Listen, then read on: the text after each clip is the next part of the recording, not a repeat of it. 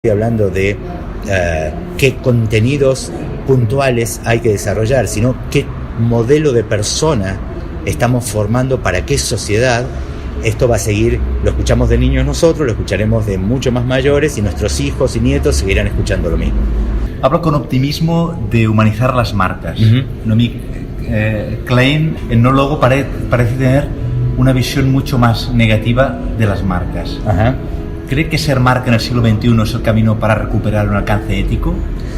Mira, Naomi Klein es una periodista, empecemos por ahí, y como tal ha tomado un aspecto en su momento significativo, que eran los conflictos que tenían que ver con el trabajo esclavo y el trabajo infantil, donde los discursos de las grandes marcas en ese momento no estaban en sintonía con sus acciones, y escribió Nólogo, que es un bestseller, que fue un bestseller particularmente. Como todo, podemos tener una visión absolutamente negativa y una visión positiva, pero sabemos que las cosas no son ni blanco ni negro. Suelo decir, el mundo es una hermosa paleta de grises, y hay que saber ubicarse dentro de eso.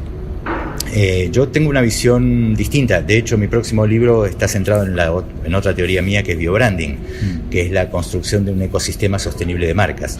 Y cuando hablo de un ecosistema sostenible, no estoy hablando solamente de las cuestiones que más se asocian a lo sustentable y lo sostenible, lo que tiene que ver con el ecosistema natural, sino con el ecosistema social.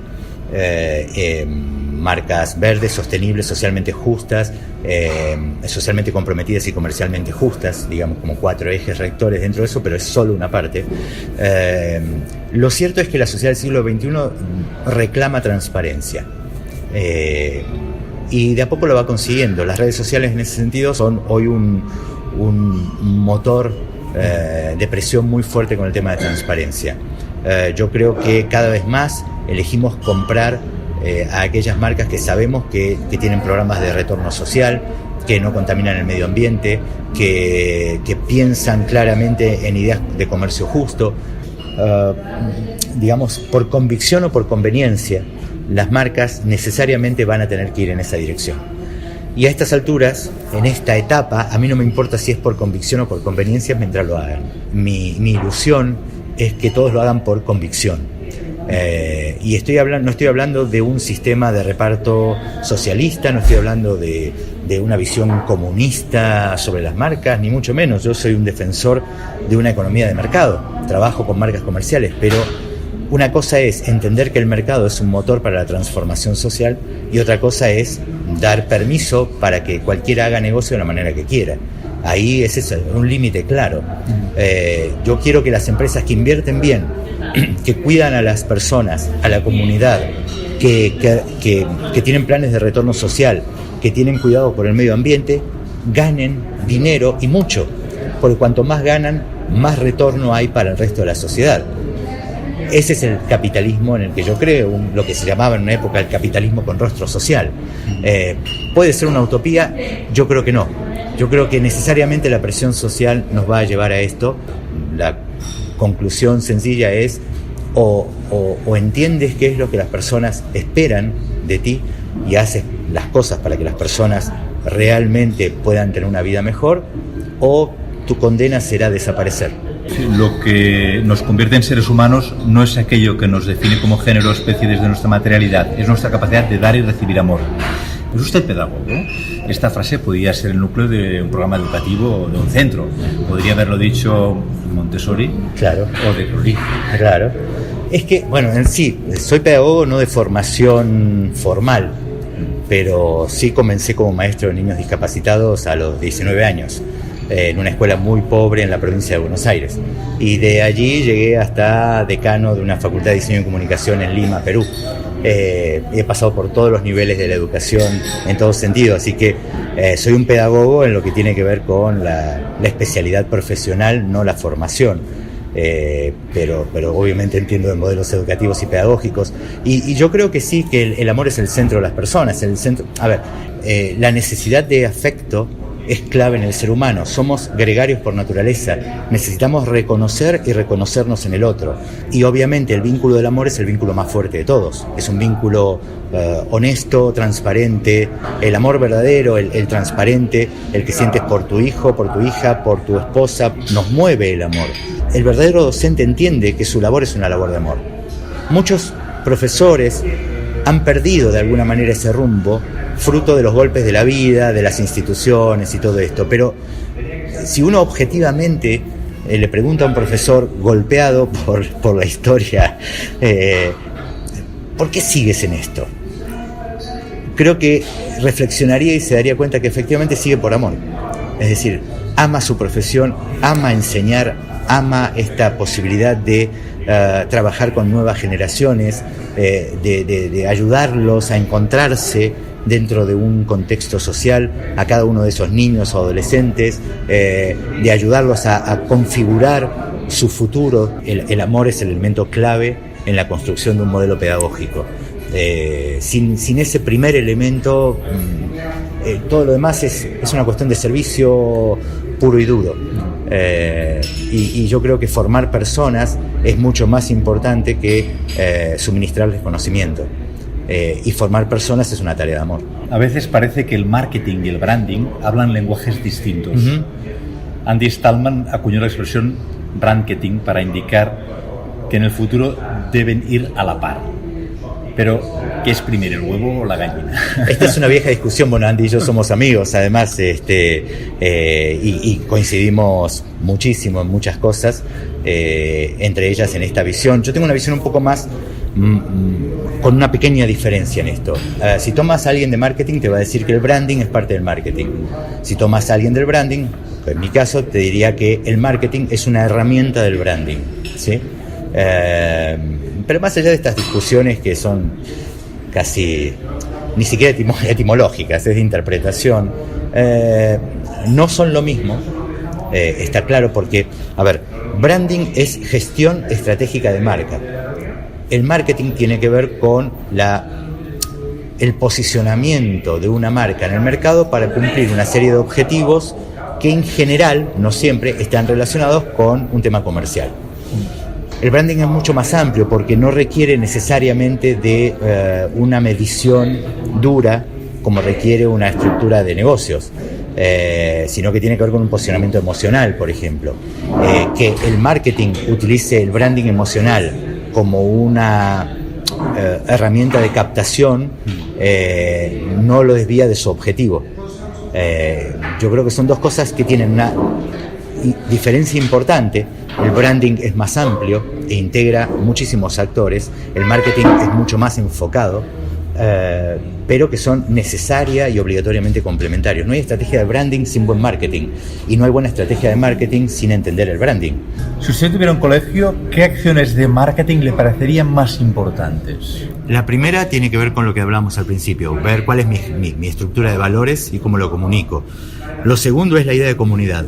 Yo creo que es fundamental en el tema de educación el tema de comunidad. Y no estoy hablando de un gueto, ¿no? Esto de pertenecemos o esta cuestión elitista, ¿no? Los niños que van al colegio X, que son niños muy especiales en la sociedad. No, digo la idea de comunidad. Un grupo de familias que forman parte de una comunidad educativa que está inserta en una comunidad en general. Yo creo que la primera acción es abrirse a la comunidad. Muchas veces las escuelas y los colegios y las universidades también repiten esta especie de claustro medieval, ¿no? Todo lo que pasa intramuros, ¿no? Y entonces la actividad se resume a intramuros, excepto cuando salimos en alguna excursión, cual si fuésemos una comunidad de la Edad Media y salíamos con los burros a ver en procesión alguna catedral, pero la actividad se centra en intramuros, donde todo parece un espacio oscuro, cerrado, en el cual lo que pasa en casa queda en casa. Yo creo que lo mejor que puede hacer una institución educativa es abrir y ser extramuros, abrirse a la comunidad, a los padres, que los niños entiendan que el colegio es su casa más allá del espacio donde aprenden, que pueden ir y venir en muchos momentos diferentes en esa institución. Mira, una cosa que pasaba cuando nosotros éramos niños, que cuando nos íbamos del colegio, ya adolescentes, volvíamos a la escuela, ¿no? A visitar. Porque, claro, estaban primero los referentes, estos maestros o educadores que queríamos y que seguían estando allí, y que los íbamos a visitar. Pero además entrábamos y sentíamos esta cuestión de pertenencia. Estoy en casa, estoy cómodo. Se ha perdido esta idea de el espacio que quiero ir porque me siento bien, me siento integrado, porque la escuela como comunidad trabaja con mis compañeros y conmigo para que seamos parte de una familia mucho más amplia. Entonces, si tuviese que plantear una estrategia de marketing, lo primero que haría es eso. Es decir, ¿cómo aporto valor a partir de aportar valor yo a la comunidad? Y cómo me aporta eso valor a mí como institución educativa. Lo segundo, obviamente, con la calidad. Un compromiso absoluto con la calidad. Lo tercero, no por orden digo, pero como un aspecto fundamental, es centrarme en las personas, en el ser humano. No tengo niños que vienen a ocupar un espacio en un salón. Tengo seres humanos que están formándose para la vida. No es un dato menor. Como padres, nosotros le cedemos a la institución educativa lo más valioso que tenemos, que son nuestros hijos. A veces dicen, bueno, toman a la escuela como un depósito de niños. No, eso puede ser en algún caso particular, algún padre o alguna madre desamorado, pero en general no es así. Yo no considero la escuela un depósito. Mi hijo va a la escuela y yo le estoy dando a la escuela lo que más quiero en la vida. Entonces, no es un dato menor. La escuela tiene que entender eso. No es que el padre exige simplemente porque le importa cuestiones superficiales. Lo que más le importa a un padre es que su hijo sea feliz. Y si el colegio es el lugar donde su hijo es feliz, es ideal. Es decir, es la situación más absoluta perfección. Se forma como persona, es feliz, entiende el rol de integrarse a una comunidad en respeto, amor, solidaridad, confianza. Vamos, si conseguimos esto en una institución educativa, no tengo dudas de que nuestra sociedad será mucho mejor. Me ha parecido entender del libro que un marketing que pretenda programar, no sé si a partir de los conocimientos que hoy ofrece la neurociencia, acciones que se aprovechasen de la emotividad chocarán inevitablemente con la libertad humana y la necesidad de ofrecer unos valores. A mí me causa mucha gracia cuando dicen, yo sé lo que piensa el consumidor. Digo, caramba, ¿no? Fantástico, la verdad. Lo felicito porque ¿podría saber usted en qué estoy pensando en este momento? Es imposible. Digamos, nosotros intuimos direcciones, no nos construimos a partir de certeza, porque el ser humano no se construye a partir de certeza.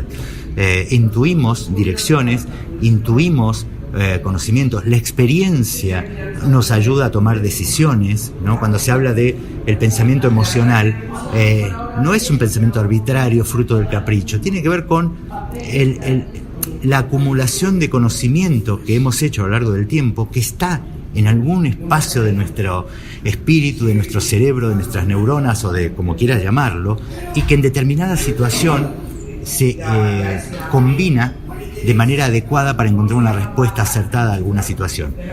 A mí este tipo de pensamientos, muchas veces de este tipo de afirmaciones, me parece un determinismo biológico, y creo que ya hemos pasado a finales del siglo XVIII la cuestión del determinismo biológico, ¿no?